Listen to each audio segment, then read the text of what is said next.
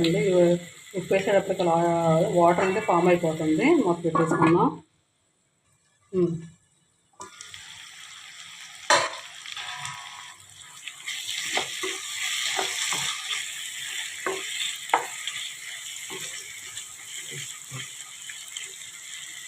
లైట్గా అనేది కొంచెం వాటర్ అనేది పోసుకుందామండి, కొంచెం మొక్క ఉడటానికి.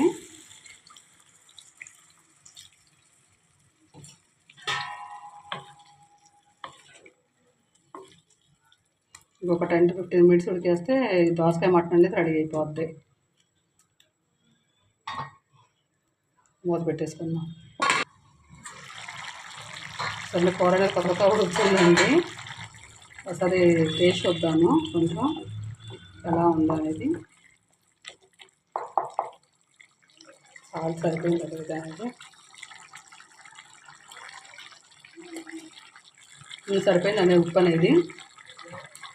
ఇంకొంచెం ఒక 10 మినిట్స్ ఉడికితే మటన్ దోసకాయ అనేది రెడీ అయిపోద్ది. సరే మూత పెట్టేసుకుందామండి. లేకపోతే మాడు అడిగంటి పోద్దని భయం మాకు.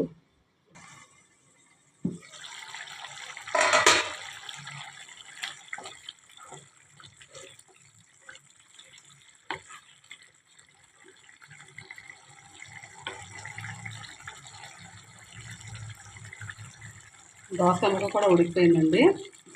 పైన కొత్తిమీర జల్లుకుందాము. వాసనకే నూరు ఊడిపోతుందండి.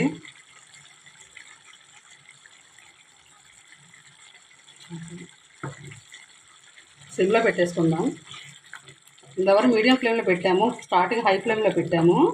కూర సగం ఉడికిపోయేటప్పటికి 10 to 15 మినిట్స్ ఉన్నప్పటిగా మీడియం ఫ్లేమ్లో పెట్టామండి. ఇప్పుడు లో ఫ్లేమ్లో ఒక 5 మినిట్స్ ఉడికిపోతే కర్రీ అనేది కట్టేసుకోవచ్చు. సో సిమ్లో పెట్టేస్తామండి. ఒక 3 మినిట్స్ అండి, కట్టేసుకుందాము.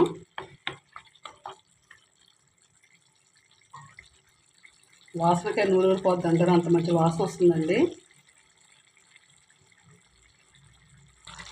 గ్యాస్ అనేది ఆఫ్ చేసేసామండి.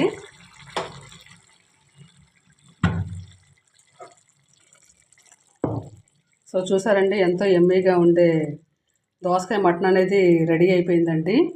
సో ఈ వీడియో కానీ మీకు నచ్చితే లైక్ చేయండి, షేర్ చేయండి, కామెంట్ చేయండి, సబ్స్క్రైబ్ చేయండి.